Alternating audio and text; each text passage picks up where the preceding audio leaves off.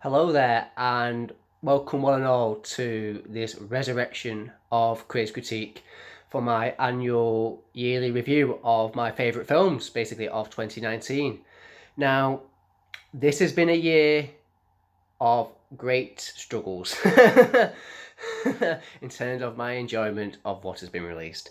So I will start off by saying that rather than I would normally do a 10 favourite films of the year, I am actually making it more difficult or make it easier for myself, quite frankly, by doing my favourite 5 films of the year.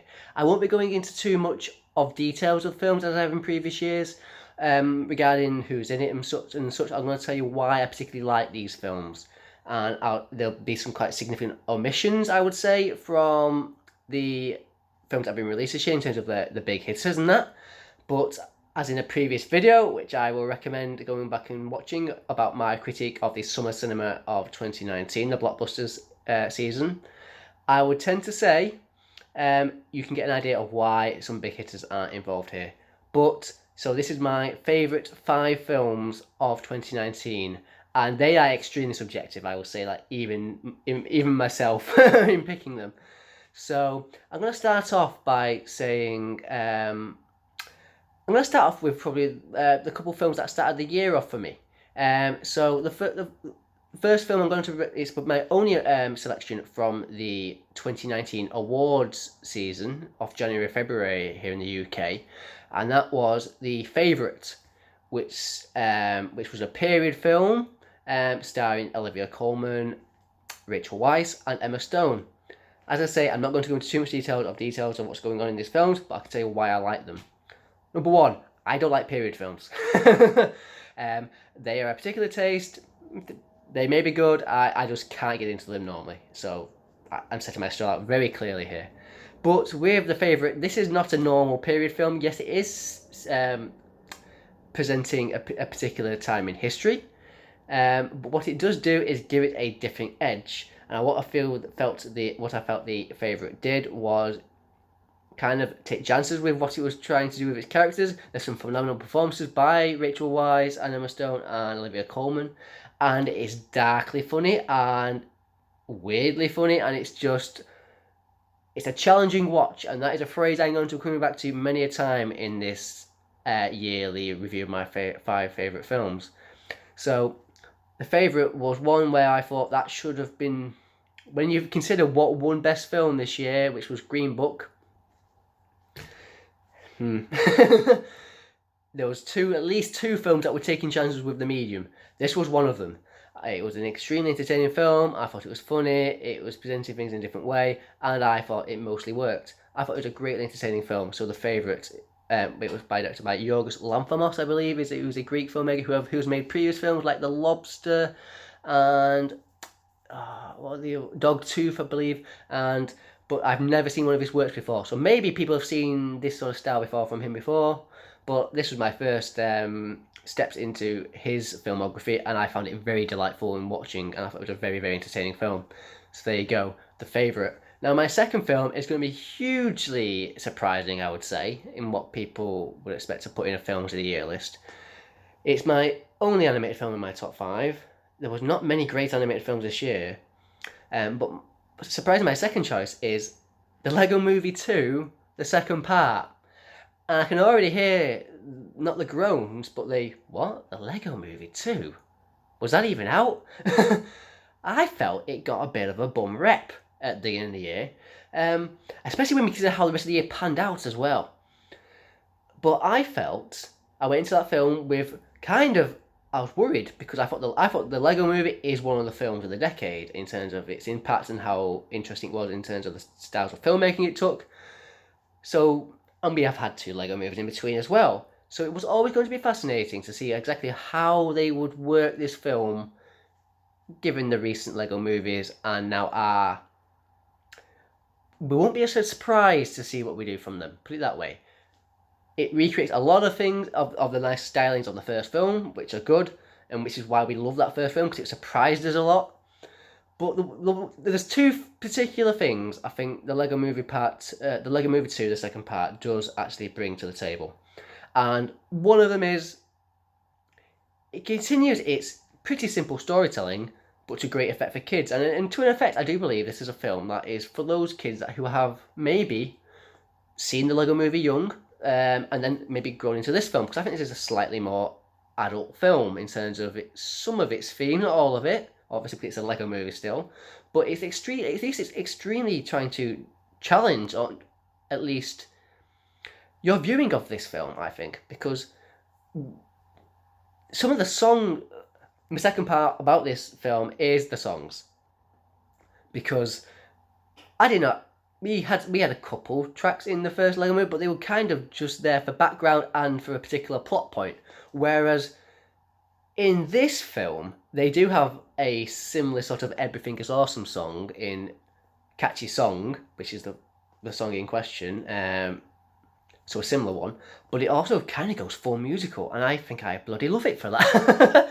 Because it makes a bold choice and goes, you're not going to be particularly surprised by a lot of what we do anymore, so let's do this instead, while still retaining its kind of Lego-ness. That is now a verb. Is that a verb? Maybe? Yes. So, I think the songs are great. I think it's very funny with how it uses us. There's certainly adult stuff for people to enjoy, but there's still enough fun stuff for the kids to enjoy as well. But I think it takes a very bold step towards the end of this film, quite frankly, where it kind of... I'm going to spoil about it, after the sort of "Everything Is Awesome" thing about the first film, it became quite a phenomenon, didn't it? There's a song in this film where... And there's a particular moment where you go, has that just ended? Like, this can't have ended. This is their humour, right? This is their humour, because it can't end like this. And then the characters go into a particular song, and you're like, wow, this is actually quite grown up and really well done, and is a great message for kids. And I can't spoil it, because I think it's a great moment in the film. But yeah, seriously and honestly, and yeah, please do check out the Lego Movie 2. The second part, because I thought it didn't get enough press attention. It kind of came and went to it. We didn't get much love or buzz as the first movie did, but I think it's an extremely valuable film for this year, especially, like I say, considering some of the films we have had. I think it's a really, really good film, the Lego Movie Part 2. So there you go. Yeah, so they're my early year films. My next films are... I'm going into probably my most significant summer film, I would say, one of the few franchise films, and the surprising franchise films, to come out with a glorious reputation, quite frankly, this summer. And that is John Wick Chapter 3 Parabellum.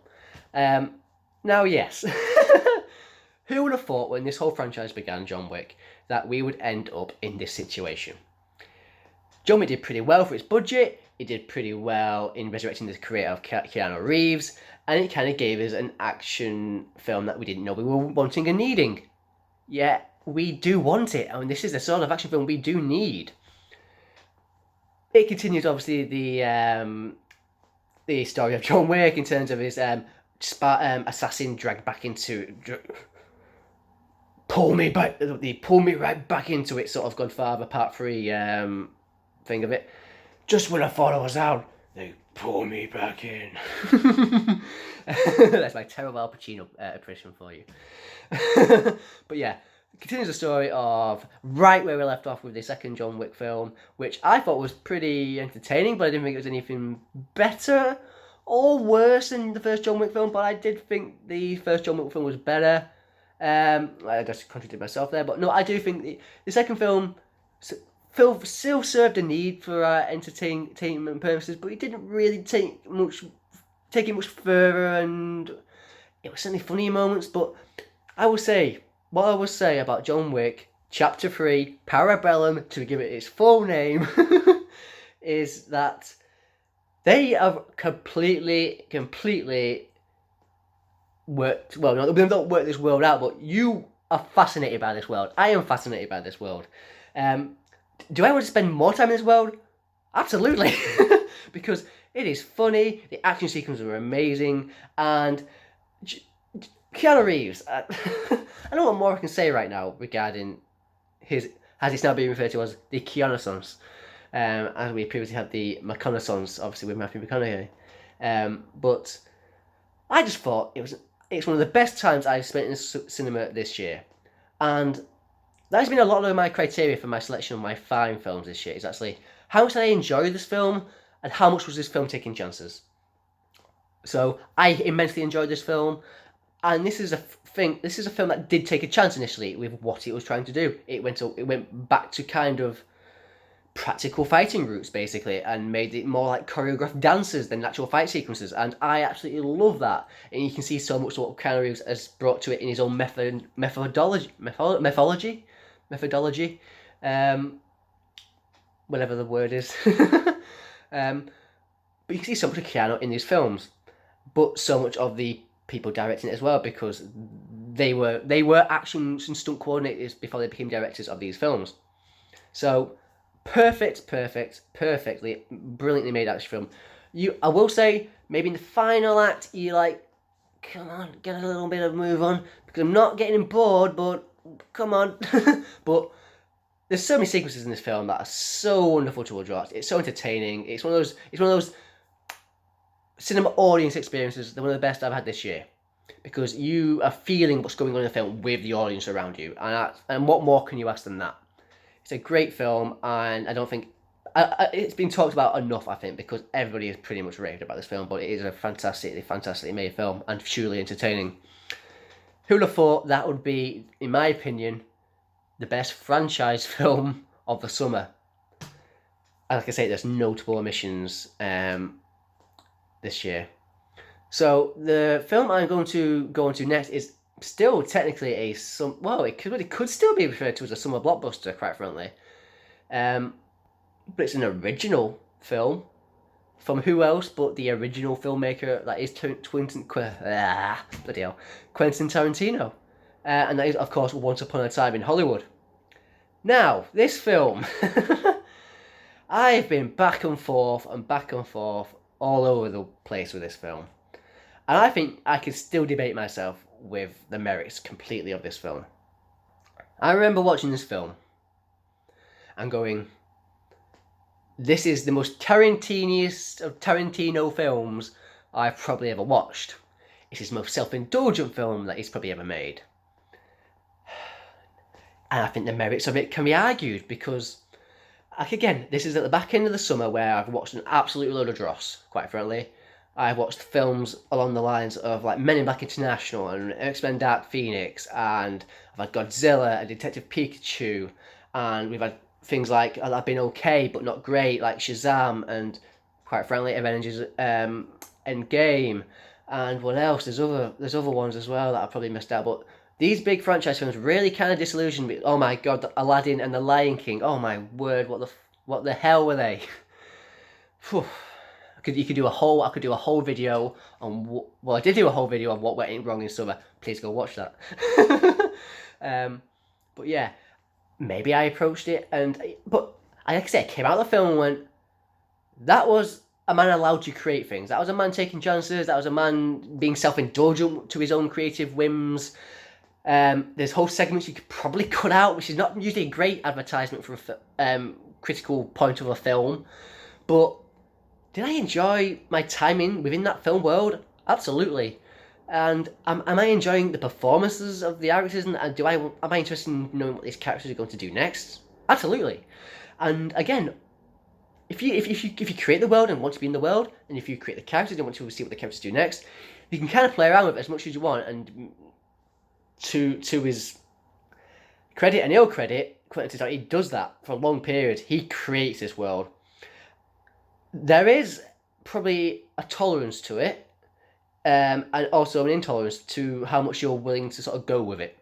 I in the cinema, I did go with it, but even when I came out of it, I went kind of, I can see why people would react to it as more negatively, maybe, or expect a negative response to it.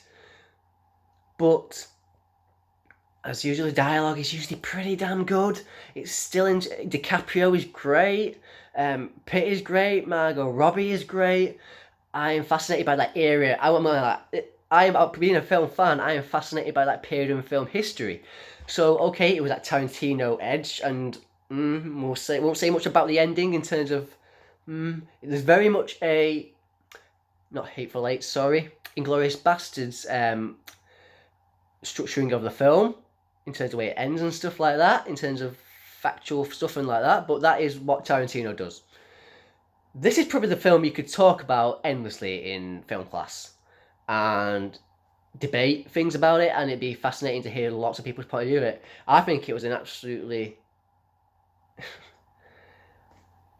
in a year of not a lot of creativity in a lot of big films. Here came a big film from a big director, and it's a big film because it's the director. Because you're, as is, you're getting an auteur's film. You're not getting a studio's film.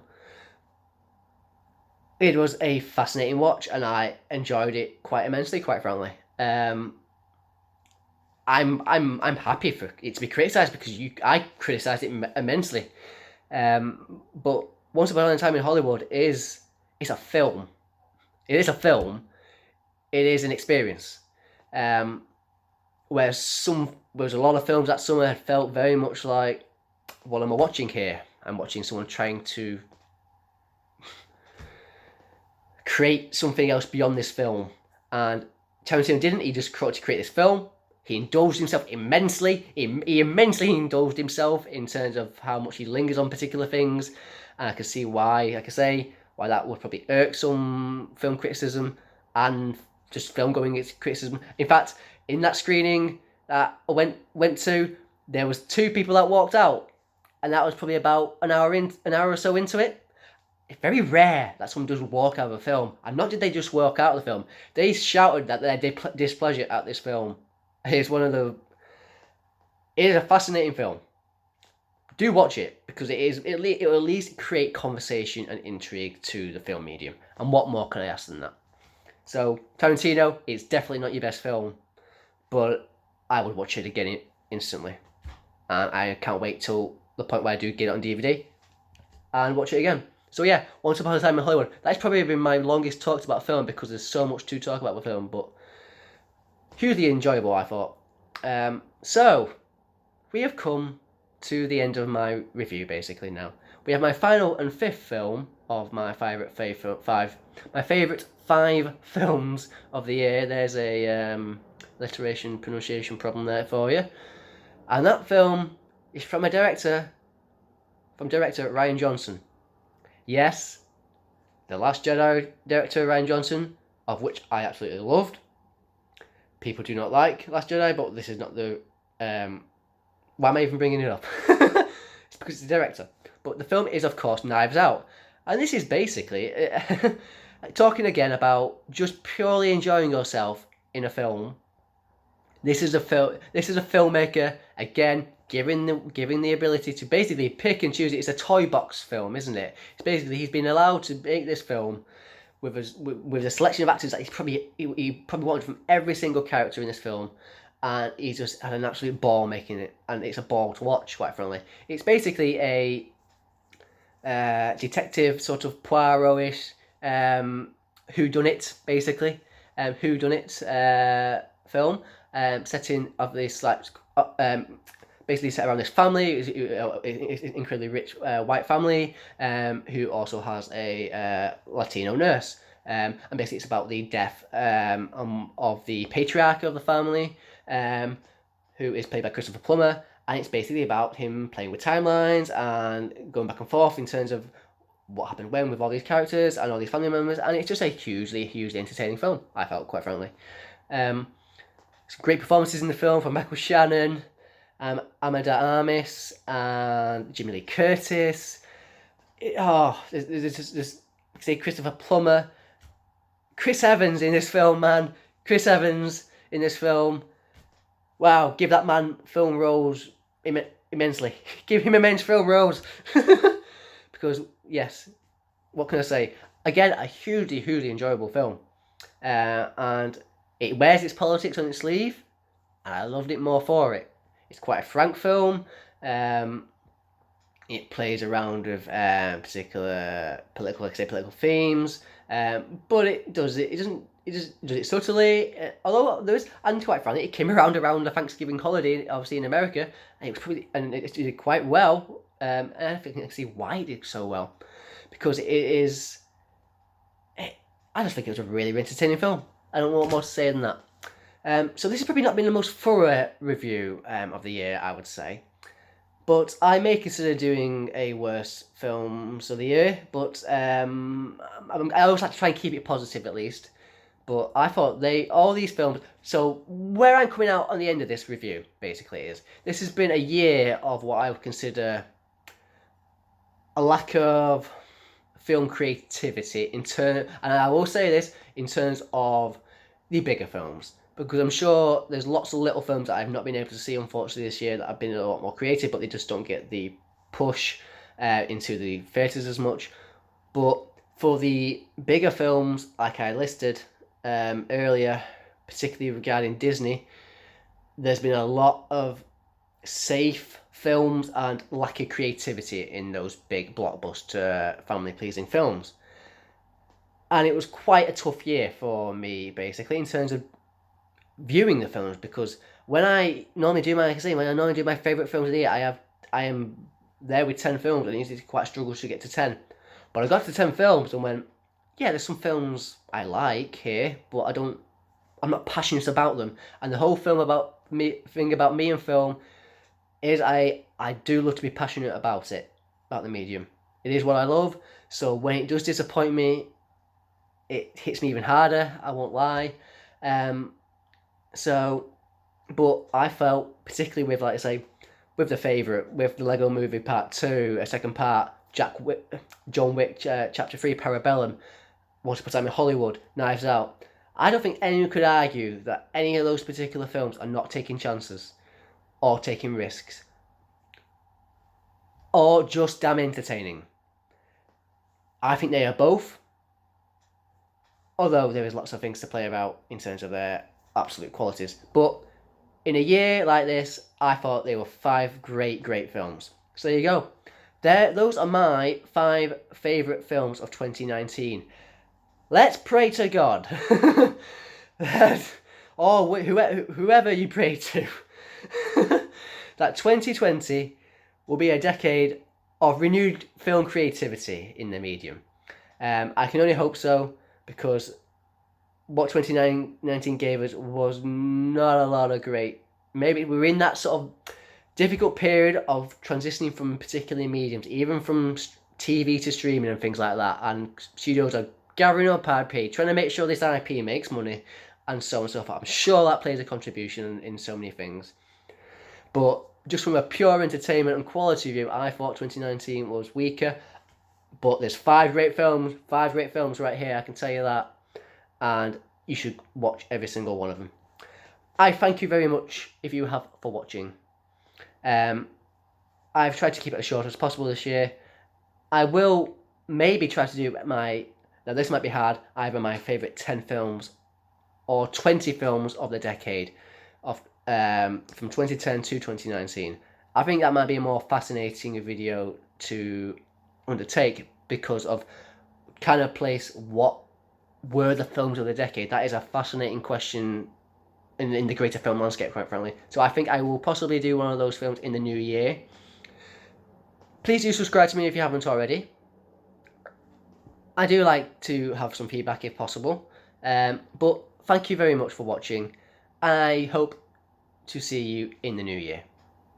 Here's to a great year 2020 of hopefully great films. Thank you very much for watching, and goodbye.